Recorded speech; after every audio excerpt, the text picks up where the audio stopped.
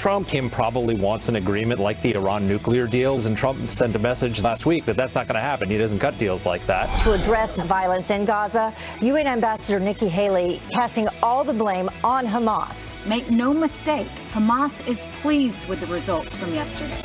She then walked out of the chamber as the Palestinian representative began to speak. Your agency will be separating children from their parents. And no, what we'll be doing is prosecuting parents who've broken the law, just as we do every day in the United States of America. The president's nominee to run the CIA, Gina Haspel, at this time has the votes to be confirmed. We are calling on Congress to shut down policies that release violent criminals back into our communities. Enough is enough.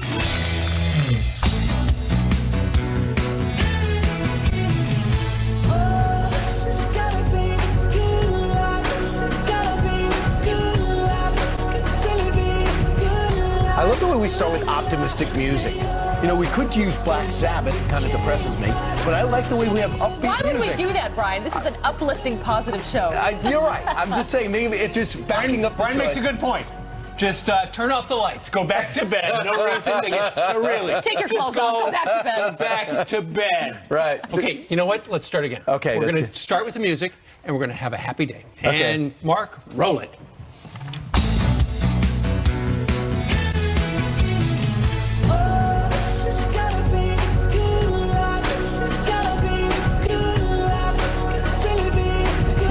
Isn't it great the way we start each and every day with some uplifting music to make sure that you can get up and get out of bed and watch the show? You cut into our legal immigration talking point, but it's okay. It's fine. It's still a good life, it's still a good life. Hey, Abby's in for Ainsley. Don't ask me how I know.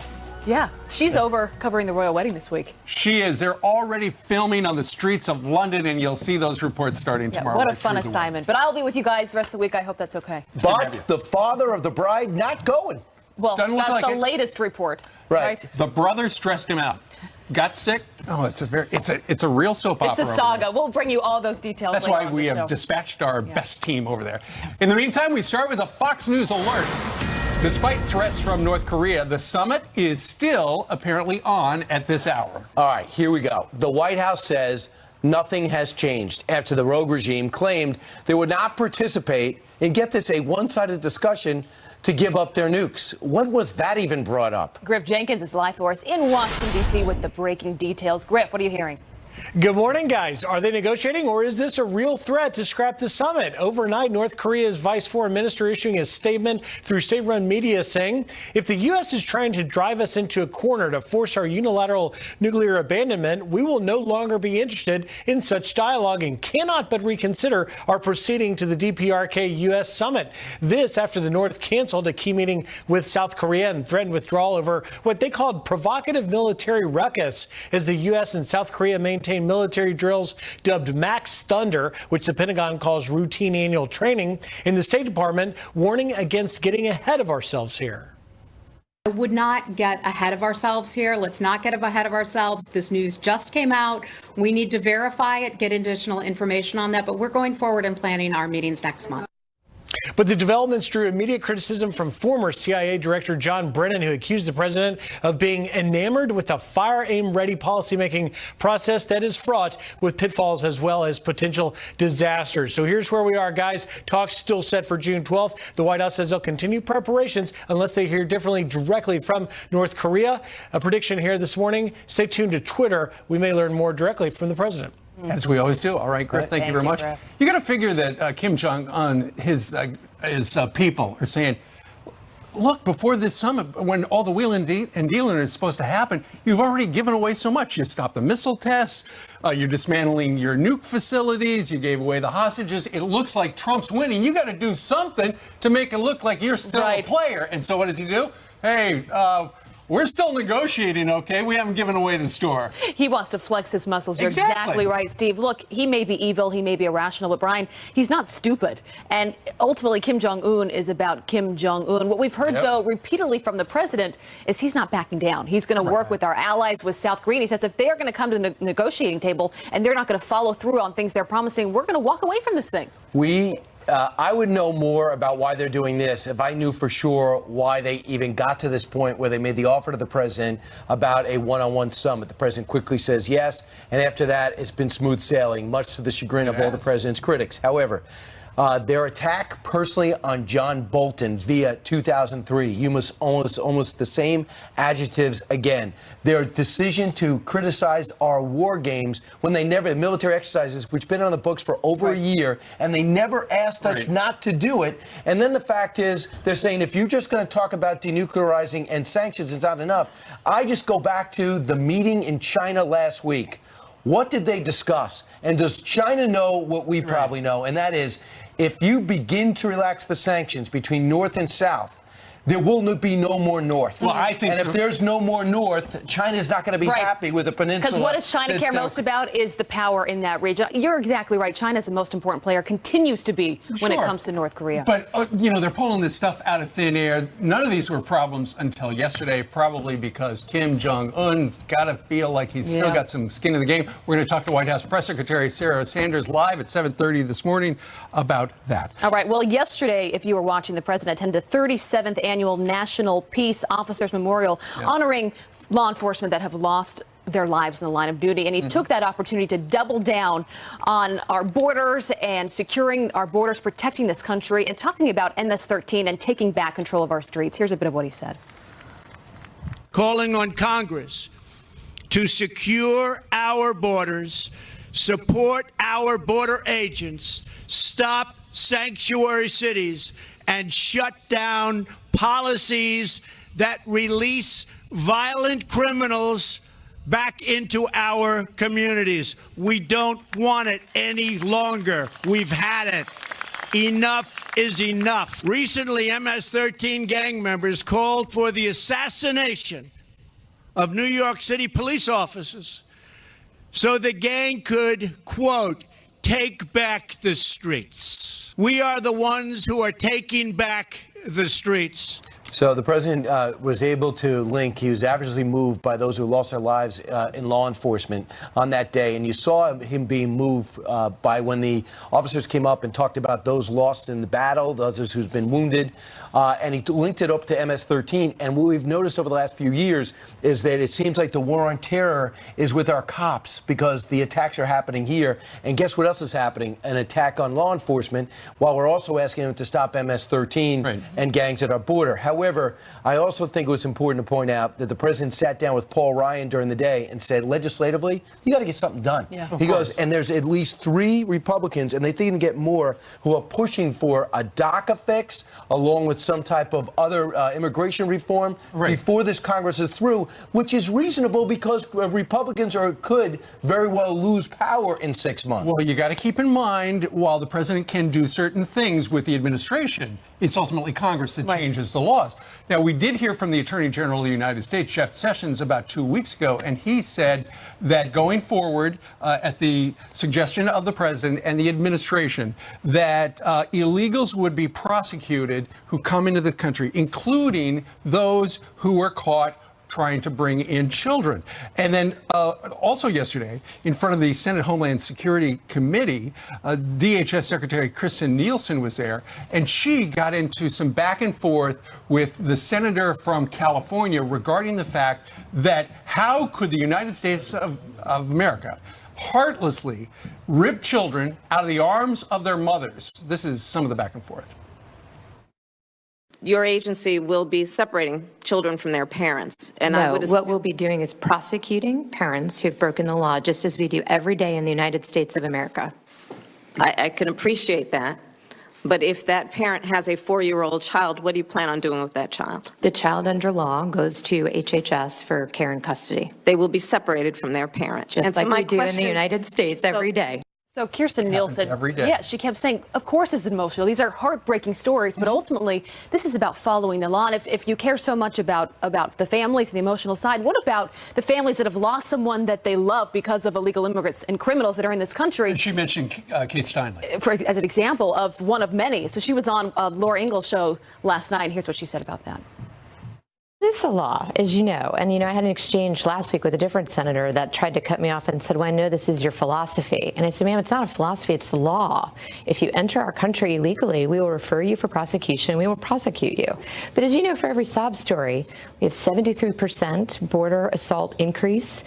We have people like Kate Steinle. I mean, where is the compassion for the flip side of this conversation? Yeah, so that was her last night on Laura Ingraham's show. But it's a good point. And it gets to the heart of what is the most important part of this conversation, and that is following the law, standing true with what we stand for as a country. But everything you said is right, but there's something else.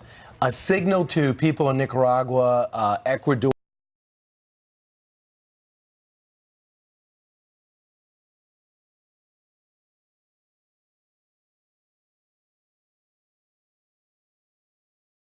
across illegally, you're going to be your family will be separated. If that's not what you want, don't try it. And as well, the president's message, Congress, let's fix it. Let's fix it in a bipartisan way, because at this stage is the only way it's going to happen. Yeah, well, it is a busy news morning. A lot to get to. Jillian Mealy with some headlines. Good morning, Jillian. Good morning. And how about those storms last night? Your flight was delayed, I think, right? Your picture was incredible that you posted on Instagram. Storms, it was just I landed after midnight in LaGuardia last night. The place, everyone was asleep on the ground. Oh, geez. So many canceled flights. Yeah, a lot of people were stuck. We're glad you're here. 8 o'clock hour. You made it. You made it safely. Good to know. Let's talk about that extreme weather right now. At least 3 people are dead as powerful storms rock the Northeast. A little girl killed when a tree fell on a car in upstate New York. Falling trees also blamed for 2 more deaths in Connecticut.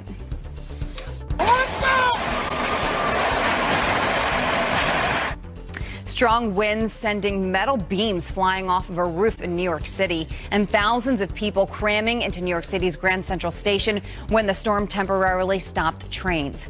A deadly explosion rocking a California medical building, and it looks like this was no accident. The blast, responsible for killing a woman and injuring 3 others, came from a package, investigators calling it an intentional detonation. A chaotic scene unfolding, as you can imagine, after the blast. You can see first responders rolling out children in cribs who were at daycare across the street. 4 states reporting primary results this morning, starting in Pennsylvania. President Trump's pick, Congressman Lou Barletta, beating out Representative Jim Christiana in the GOP Senate primary. Barletta hopes to flip a blue seat held by Bob Casey in November.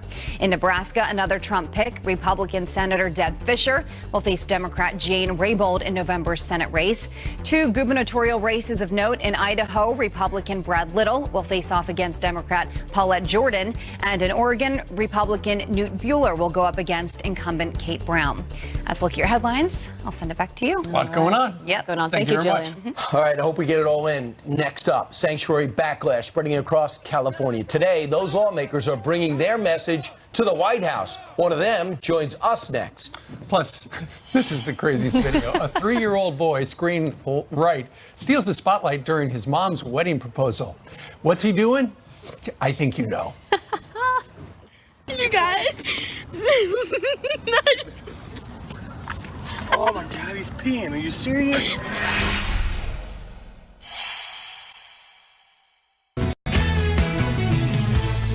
Well, the anti-sanctuary push growing in Southern California, and today some of the lawmakers behind it, including our next guest, are going to the White House, where they will meet with the president to discuss what's going on. Troy Edgar is the mayor of Los Alamitos, California, the first California city to vote against the state sanctuary law. He joins us from our nation's capital. Troy, good morning to you. Good morning, Steve. I understand you had an assignment. The White House wanted you to arrive in Washington to present to the president a story about what's going on in your community. What are you going to tell him? What we're going to tell them is that there's a lot of people in California that want the rule of law. They want us as their city council members to uphold the Constitution and work with the U.S. immigration officials. And I also tell them that we have the 3rd largest California National Guard base in our city. And I've talked to the soldiers, and the soldiers are wondering why we won't get out and be a part of this process with the president. Sure. Don't you think the message for the people in your community is with the city leaders taking a stand saying, we're not a sanctuary city, we're going to work with ICE and our federal partners, is that you are a law and order community? That's correct. Yeah, and, you know, for us, the big issue here is really the separation between the federal, state, and local laws, and you know, basically the state of California jumping in and saying, hey, look, even though you're a city, as a constitutional matter, we've given you the right to be able to govern your police. We're going to step in the middle of that and take away that. And as a U.S. Navy veteran and a city council member that has an oath to the Constitution, we don't understand that, and we want to make sure that that Sacramento gets the message, and we want to make sure that the president knows that there's people in California that have a different perspective. And when you say you hope that Sacramento gets the message, ultimately your message is, Governor Jerry Brown, you have overstepped your boundaries. We don't want what you're selling. Yeah, that's right. You know, and I think what we're also trying to do in a very calm, sane manner is just let them know that, you know, there's people at the city council level, you're bipartisan. You got to get stuff done, you know, both sides of the aisle. And, you know, so we're really connected to the people. And I think that Sacramento just really seems out of touch on this. Sure. Do you think, Mayor, that people who are in Mexico or Southern Central America planning to come up through Southern California, when they see that map of the towns and the counties and the communities, and there it is right there, that are fighting California's sanctuary law, don't you think the message is, you know what, if I'm going to travel into the United States illegally, I'm probably going to avoid those towns because they actually turn me over? Yeah, I do. But I think, you know, what's probably is equally as important is what is the message to the people that elected us? And our message is that, look, we are going to support the U.S. in interacting with the ICE officials, that we're going to really not give in to this agenda, that give up our policing of this. And I think that it just basically people that are coming up here, it acts as a deterrent, like you said, that if they're going to come in and cause problems in our city. Well, you're going to have a big day there at the White House. He's the mayor of Los Alamitos, California, the town that got it all started. Troy Edgar, thank you very much for joining us live today. Thank you. Appreciate being on the show. It was great. Thank you, sir. Meanwhile, remember the Fast and Furious scandal? Well, we just learned of another failed Obama-era gun program, and this time, terrorists are involved. Plus, Jimmy Kimmel takes on the Catholic theme of the Met Gala by making fun of a nun. The Catholic fashions from when I grew up were a little bit different. This is Sister Mary Frances O'Brien wearing the latest from J.C. Penney. Well, audience laugh, but that's not funny. That is a real person. That's not her name. But our next guest knows her and says nobody should be laughing at her story. And he will tell you coming up next. And we are back to send headlines. The U.S. ramping up pressure on Iran, saying designated the head of the country's central bank a terrorist and hitting him with sanctions. The Fed say Valahalla Saif funneled millions of Hezbollah. The penalties aim to prevent anyone from around the world from doing business with Iran. Also this, a failed Obama-era plan that armed terrorists in Syria just exposed. A commander with the Free Syrian Army tells Fox News a $500 million program to equip and train anti-ISIS fighters was full of inconsistencies and incompetencies. He claims it was easy to get into the group and gain access to U.S. weapons. Some of that equipment was stolen by or traded to terrorists with ties to al-Qaeda. Yikes. Brian, over to you. Last week, Met Gala theme was heavenly bodies, fashion, and the Catholic imagination. I know, I wasn't invited either. And Jimmy Kimmel decided to make one real nun the butt of his joke. I don't know what Catholic imagination these outfits came from, but the Catholic fashions from when I grew up were a little bit different. This is Sister Mary.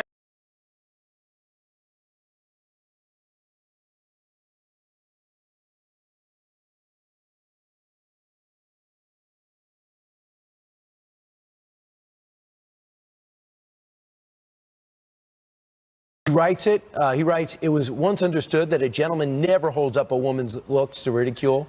Turns out there's an exception for nuns. Joining us right now, Main Street columnist for the Wall Street Journal, former chief speechwriter for President Bush, 43, Bill McGurn. Bill, welcome back. That is a nun that you know, and Right. her picture was put up generically for a laugh. Who's the nun you know? The nun I know is Sister Pat Pompa. She's the principal of Villa Walsh Academy, where two of my daughters graduated from, and one is a freshman. So this is an extraordinary woman whose life is sacrificed for the education of girls. So were you stunned to see Jimmy Kimmel use her picture, perhaps randomly, as a nun to ridicule her looks? Yeah, I thought this woman, look, on the scale of things, a nun joke isn't that high, in the sense we've got Christians being beheaded overseas and churches burnt down.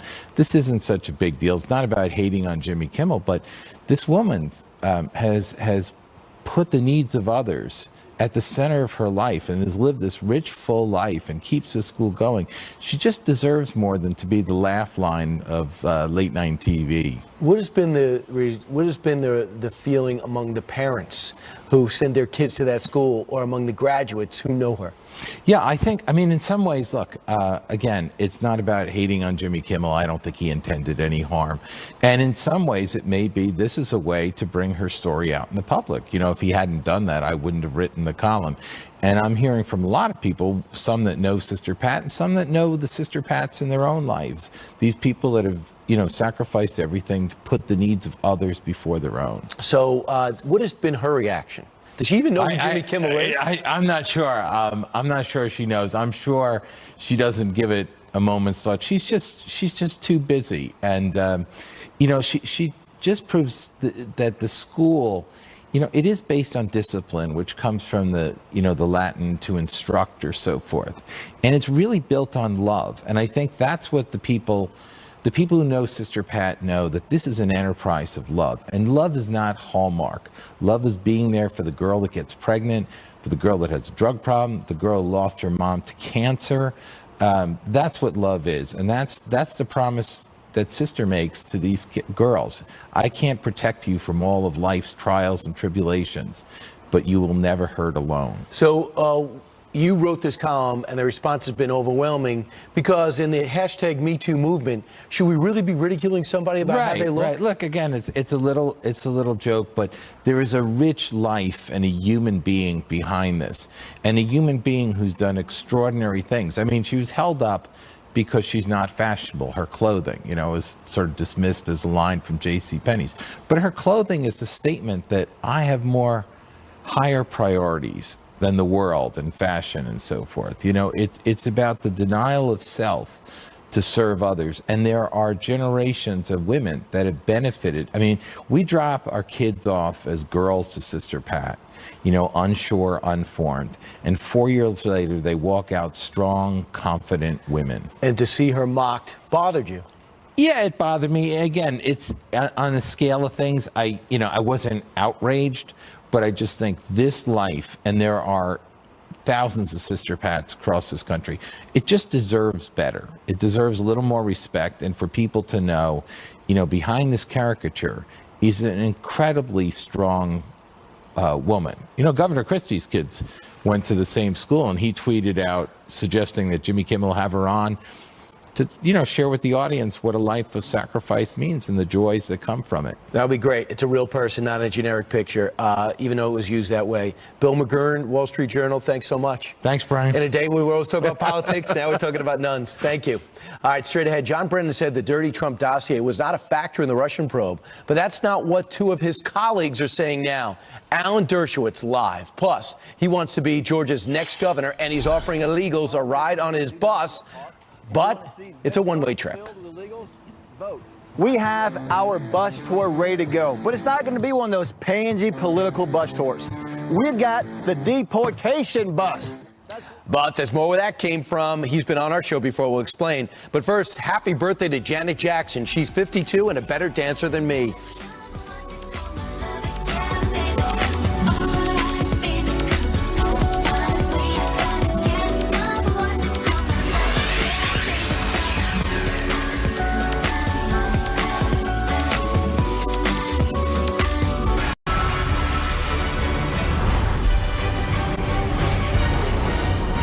Make no mistake, Hamas is pleased with the results from yesterday. I asked my colleagues here in the Security Council, who among us would accept this type of activity on your border? No one would.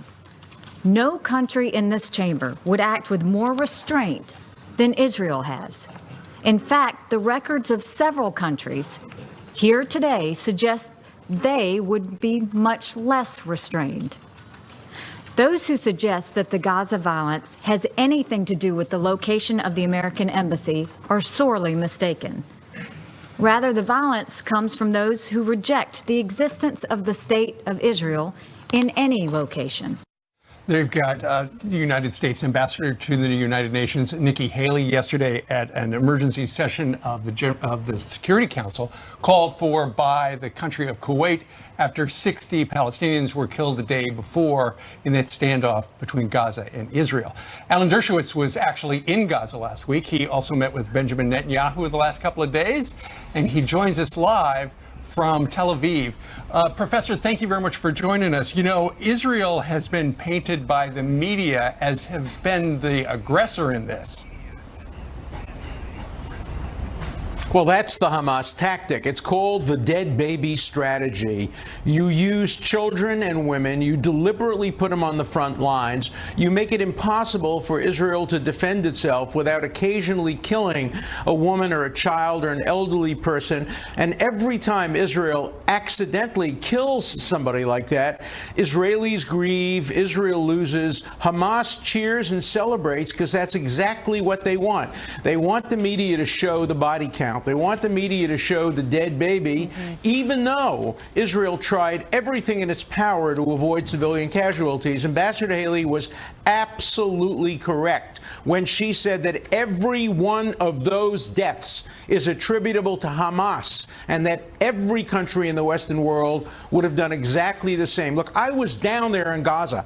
I met with people from the kibbutzim. I met with the soldiers. They are terrified about 40,000 people with arms and with Molotov cocktails breaking down the fence, murdering Israeli children, taking hostages and taking people who they can then exchange for prisoners. Israel did exactly what America is doing, and the world ought to condemn Hamas and also the media that incentivizes and encourages Hamas to do this by reporting in such a biased manner. Yeah, unfortunately, we see that all too often today. What the media is reporting shows a much different reality from what's actually going on the ground. Professor, you met with Bibi Netanyahu, as Steve said. What did you two talk about yesterday? What did he say? Well, he is desperately trying to figure out ways to reduce the number of casualties because he knows, and everybody knows, that every time Israel inadvertently kills an innocent person, it loses. It loses the moral high ground. It loses among its own people. And yet the media encourages this, and he's trying to develop non-lethal ways of doing this. And there are many in the works, but they will take some time. We also talked about, the Iran deal. We talked about the moving of the embassy to Jerusalem. I was there. It was a great event. The embassy should have been moved to Jerusalem 70 years ago. Every country but Israel had the right to name its own capital, but for years, America would not allow Israel to name its capital. Finally, they've done that, and that was a good thing. And Alan, there's a lot of people here was pretty stunned that they're criticizing Ivanka for smiling during the opening of the embassy while there's riots on the Gaza border. I find that unthinkable and totally distasteful that they would say you can't smile at this historic event when you're representing America. Well, I smiled. Joe Lieberman, who was sitting next to me, smiled. People both from all sides of the political spectrum smiled. It was a great event. It was a historic event. Finally, America recognizes that Jerusalem has been and always will be Israel's capital. It was a wonderful event. Obviously, many of us were thinking about the tragedies occurring in Gaza and in Syria. I was also up at the Syria border. I was at the barbed wire. I could hear the bombs going off just miles away. I was just 100 yards away from the Iron Dome, which stopped rockets from Iran coming and killing Israeli civilians on the Golan. Israel faces enemies all over. It was about time there was a celebration in Jerusalem, in West Jerusalem, which is the Jewish neighborhood of Jerusalem, finally moving the embassy there. It was the right decision by President Trump. It was the right event. The event was wonderful, and I'm glad Ivanka smiled, and I'm glad Jared Kushner gave a wonderful speech talking about how this doesn't reduce the prospects for peace. It only makes the prospects of peace greater, because there's now an incentive on both sides to come to the bargaining table. The Palestinians could have their own capital in East Jerusalem, but they can't get a state unless they come to the bargaining table. And I hope they will finally not miss another opportunity to miss an opportunity, as they did in 1938, 1948, 2000, 2001, 2008. They never come to the bargaining table. They're not going to get a state through violence, through Security Council resolutions, through BDS. They're going to get a state by coming and negotiating, and I hope they do that. And now with Hamas. Well, nobody knows the topic better than Alan Dershowitz. He was there for the festivities a couple of days ago, joins us live from Tel Aviv. Professor, thank you very much. What an experience. Have a great day. Thank you so Israel. much. All right, a lot going on this morning. Jillian Milley with some headlines. Hey, Jillian. That's right. Good morning to you at home as well. Let's get you caught up on some of the stories. Maybe you're just waking up that you missed overnight. A candidate for governor is hitting the campaign trail in a bus, but this bus isn't like anything you've ever seen. Hi, I'm Michael Williams, and boy, do we have some exciting news to you. We have our bus tour ready to go, but it's not going to be one of those pansy political bus tours. We've got the deportation bus. We're going to implement my 287G deportation plan that's going to fill this bus with illegals to send them back to where they came from. Well, that's Georgia State Senator Michael Williams pitching his immigration agenda. He hopes it will help his case in next week's primary. A black Trump supporter is verbally attacked at his local cheesecake factory for wearing a Make America Great Again hat. Eugenio Joseph says he was dining at the restaurant in Miami when he was threatened by multiple employees. They eventually left, only to run into police waiting outside. Cheesecake Factory issuing an apology, telling Fox News, quote, "No guest should ever feel unwelcomed in one of our restaurants, and we are taking this matter very seriously. The individuals involved in the incident have been suspended pending the results of our investigation." Eugenio Joseph joins us live with his response to the apology in the 8 o'clock hour. Oh boy, do you remember the dress that totally divided the internet? Well, now there's another new debate setting social media on fire. Listen. Laurel. Laurel. Laurel. All right, I'm not kidding, because people have been tweeting me all morning. A lot of people hear Yanny. Others, like myself, hear Laurel. Experts say that if you play the recording at a frequency with more bass, then you're likely to hear Laurel. If there's less bass, you'll hear Yanny. What do you hear? Email us, friends@foxnews.com. You can tweet us at Fox and Friends. If you tweet, I'm telling you, there's thousands of tweets going on right now. I hear Laurel as well. Who hears Yanny? Oh, producer in our ear just said Yanny. What on Judge earth? Napolitano heard Yanny earlier this morning. Kim Walker, who's on our Fox and Friends first staff, heard Yanny. I don't know. I don't hear it, but Let's just listen. Laurel. Toba, can you switch some things around to make it sound like Yanny? Laurel. Make it. Are we all just living in different worlds? It's Laurel. Right? I don't know. I'm telling you, people, hundreds if not thousands of people are tweeting me this morning Okay, saying does they hear Yanny. anybody hear Yanny? If so, email us, friends@foxnews.com or Facebook or Twitter. It's so wild. Strange. Yes. Jillian. Brian, what do you hear? I hear that we got to go to break. Okay. So that's what I got. Boo. You're radio silent about that, Brian. All right. Thank you very much, Jillian. Meanwhile, remember these pictures. A school sparking outrage for displaying anti-NRA and anti-Republican signs. We have got a big update on that. You're going to hear next. Plus, did you see this? A 3-year-old boy steals the spotlight during his mom's wedding proposal. You're going to meet that entire family, and we've got to watch that video many more times this morning. That is coming up. Right. You guys. Oh my God, he's peeing. Are you serious?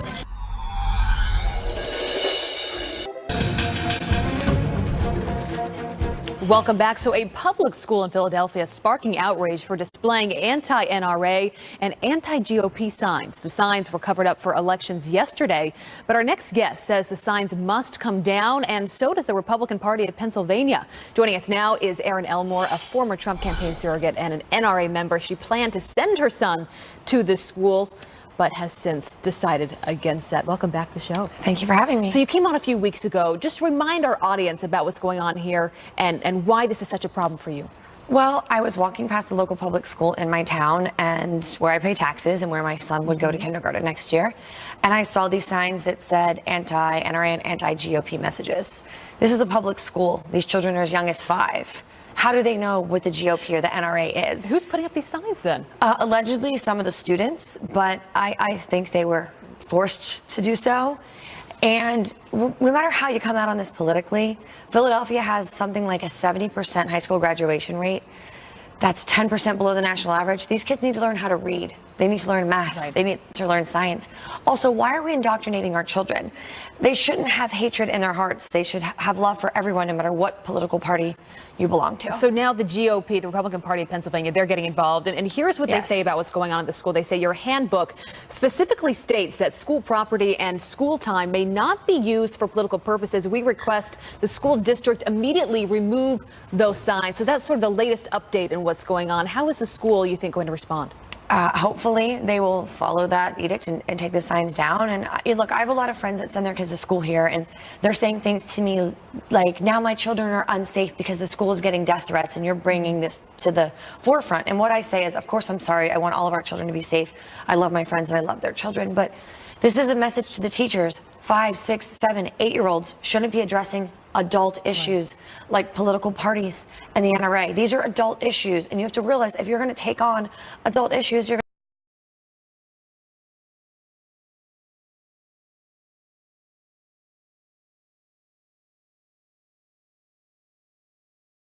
I don't think kids of any age should be talking about these issues, and if they are, they should be talking about them in the home, not in a public school. Yeah. All right. Well, we'll see how this plays out. This is certainly not the end. No, from and I'll what it be on sounds it. like. I'm not backing down. Oh, I believe that. Aaron, great to have you with us. Thank this you for morning. having me. All right. Coming up, Florida Attorney General Pam Bondi just filed a huge lawsuit to fight the opioid crisis. She joins us next hour to talk more about that. Plus, this has grabbed everyone's attention. A 3-year-old boy steals the spotlight during his mom's wedding proposal. Watch. You guys. Oh my God, he's peeing. Are you serious? He had to pee. Do you blame the guy? All right, we're going to meet the entire family. There they are. They are joining us next. Stick around.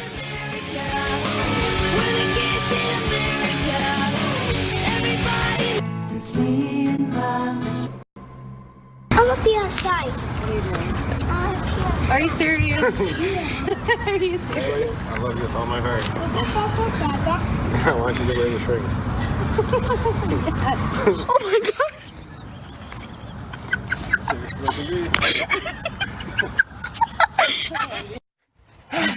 You gotta go. A toddler steals the show as his mom's proposal takes place. The candid moment, all caught on camera. It's been viewed more than 600,000 times and still counting. Join us right now with their reaction of what happened over the weekend. Is that family in the viral video? Kevin Pristula and his fiancee, Elisa Anter, joined us from Bay City, Michigan. Ladies and gentlemen, good morning to you. Good morning. Okay, so let's pick up the action. It was this weekend, and Kevin, I understand you were about to propose to Elisa. You handed the phone to your 11-year-old daughter. She was going to take the picture. Elisa didn't know it was going to happen. So pick up the action from right there. Well, we started videoing, and then all I heard was all this giggling, and I just couldn't figure out why my daughter was laughing. Such a serious moment. And then it was all said and done. I turned around and there's Owen. The video pretty much tells it all. There wasn't much happening before that. Has that ever happened before? I mean, obviously you're dealing with potty training, I'm assuming. Is this a normal thing? Yeah, he's done it before. We're still trying to explain to him that he can't just go in public like that. We let him pee outside at home sometimes. He just doesn't quite understand when it's okay to do it and when it's not. Right. Alyssa, did he overwhelm the moment or did he enhance it? Personally, I think he enhanced it. It's just, I mean, that's our life. Owen's kind of unpredictable like that, so we're kind of used to it. Yeah, no kidding. Kevin, I understand that the video originally got put up on Facebook and then they took it down. They thought it was inappropriate. But what did you do to put it back up? I had my brother-in-law do some editing to it and then do the YouTube channel. And that's pretty much all we did. We didn't really do much after that. Yeah, just posted the link on Facebook with a snapshot. What does he think of the video? Has he seen it yet? Yeah, he's last night he watched it probably 6 times on a replay. What was his reaction? That's me peeing outside. That's pretty much all we heard for about 10 minutes. Whose side does he take after? Him himself. Yeah. Elisa, are For you sure. sure you know what you're getting into here? Yeah, I'm pretty sure. Yeah, I can handle it. Well, I guess the question is for Kevin, because you're the one marrying into the family. Kevin, are you prepared? I'm ready. It makes it that much more spontaneous.